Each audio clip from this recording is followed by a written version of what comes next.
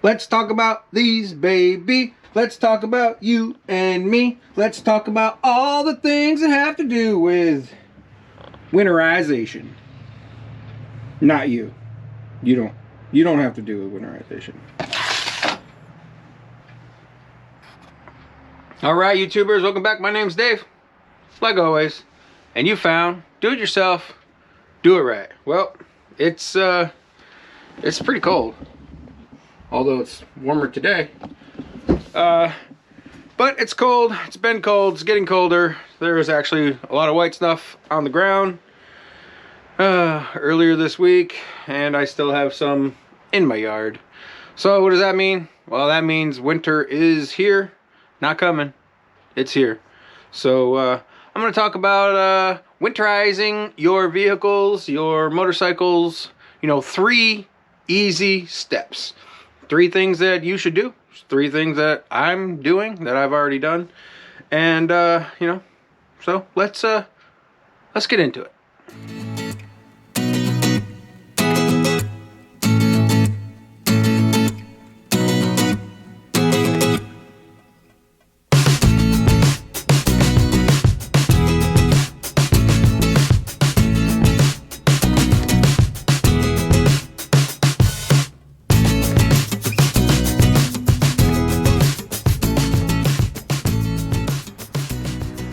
Alright, so as you can see, I have basically put everything to bed already.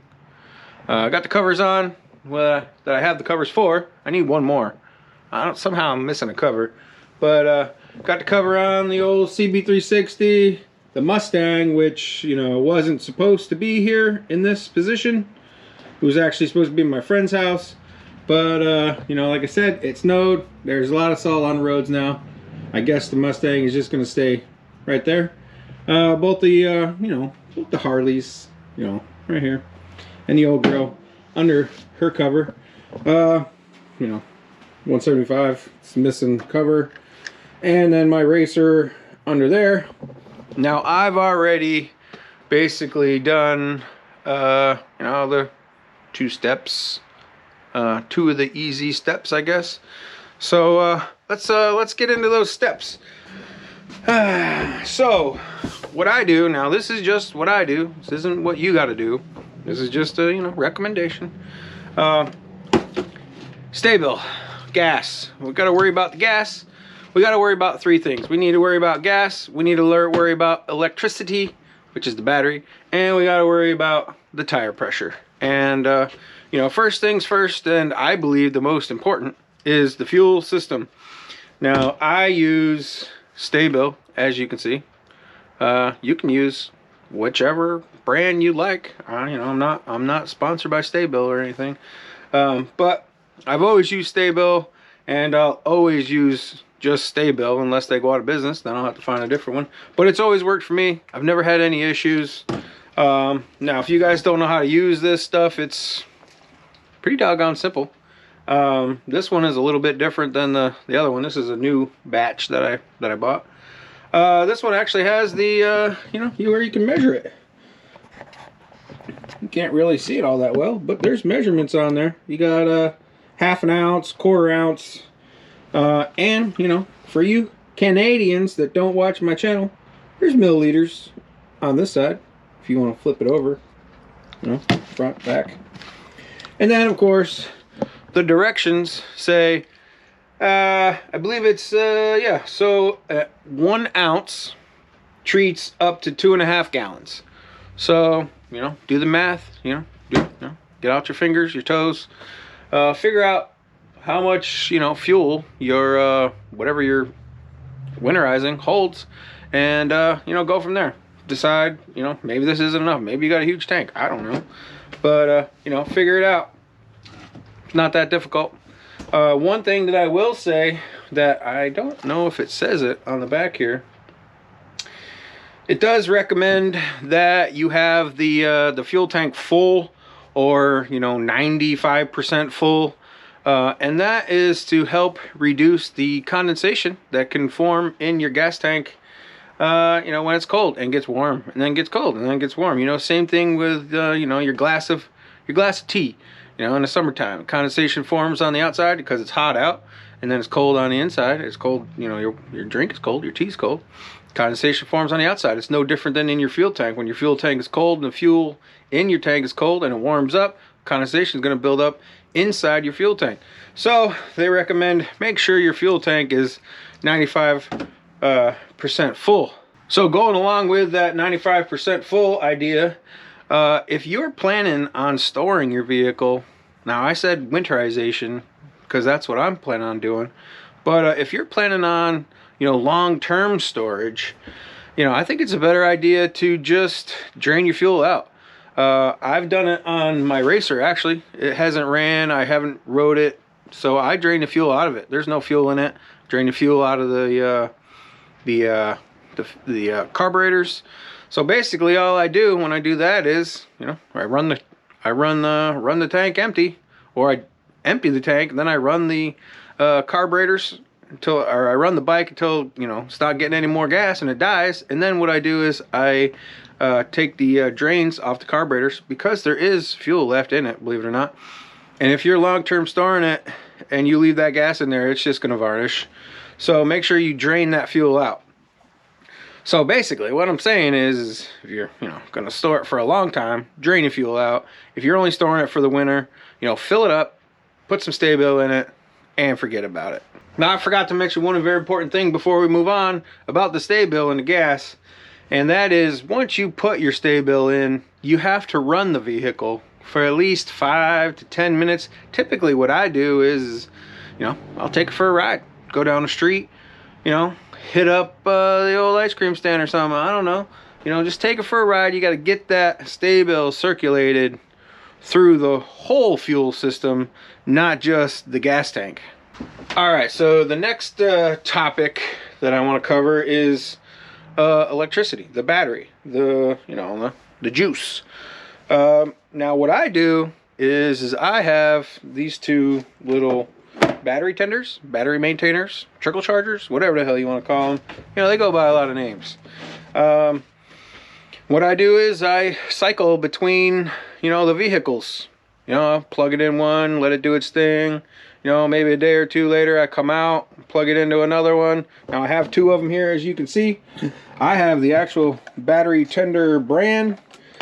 Now I will say I don't like this one as much as I like that one, which is kind of weird because this one's cheaper than that one.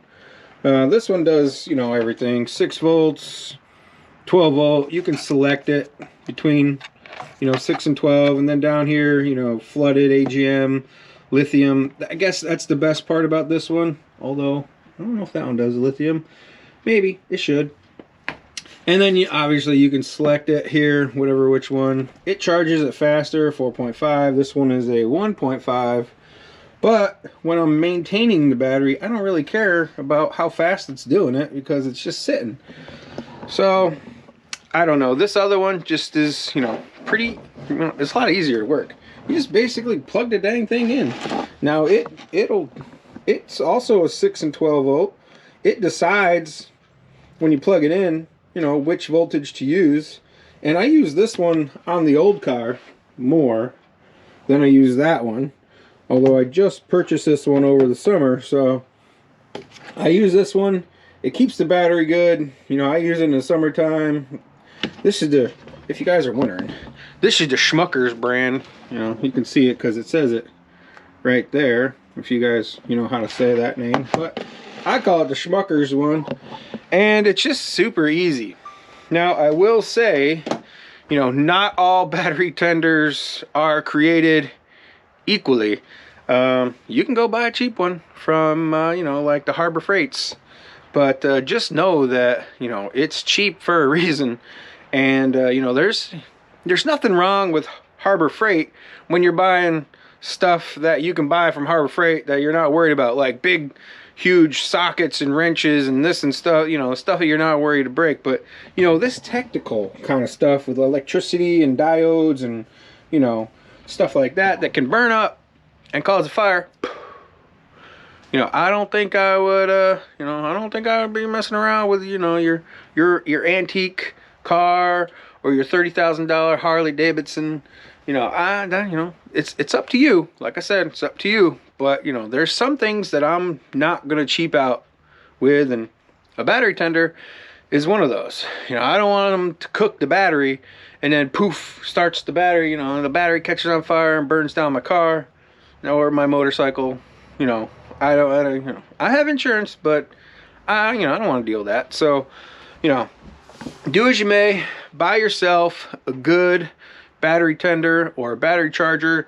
You know, I have one of those big battery chargers that also does the tending thing. I just don't hardly ever use it. These small ones are easier, just plugs right in. You know, these quick disconnect plugs. I should probably show you. These guys here, super easy, man. You can buy the pigtails on the, you know, the Jungle website, and you know, buy those. They're like $7 or $8. Put them on all your vehicles, and it just makes it so much easier. You just plug it in, boom, done. You don't have to worry about the clamps, the alligator clamps and stuff. So, like I said, do yourself a favor, listen to me, call MIK. No, that's the wrong thing. That's you know, that's if you need a lawyer. But anyways, you know, good battery tender is what you're gonna need. So if you've listened to me ramble on this long, the last of the 3 things that you need to do when you put a car or motorcycle away for the wintertime is you need to worry about the tire pressure. That's right. You know, tire pressure, you know, fill it up and your little gauge, you know, check the tire pressure. And you know, what I always do is I always fill the tires to the maximum pressure. And the reason why I do that is, well, it gets cold and the air condenses, and then you know, the tires, you know, do the thing.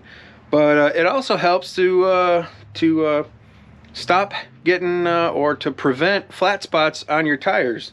Now, just the way I am, I always move the vehicles an inch or two or whatever, move them forward, move them backwards, so they don't sit on the tires. Now, you could be very proactive and get yourself, you know, some jack stands and throw your vehicles up on jack stands so your tires aren't touching at all.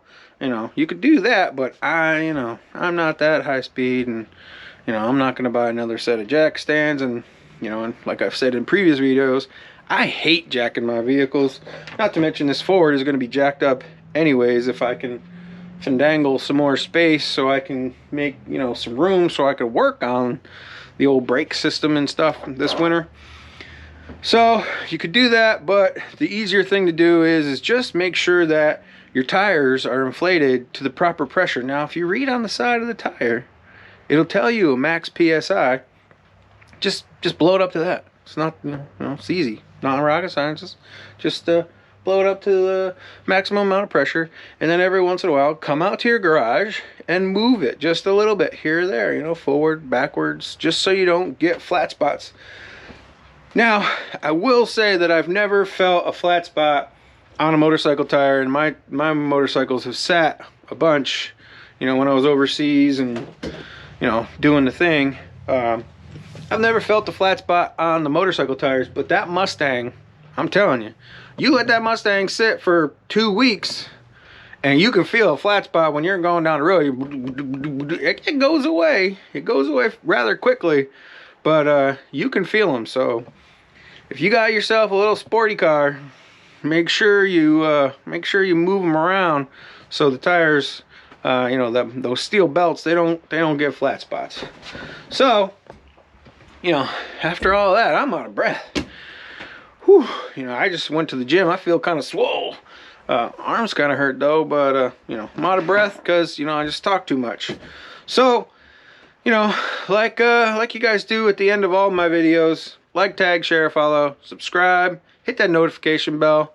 There are more videos coming on that Ford.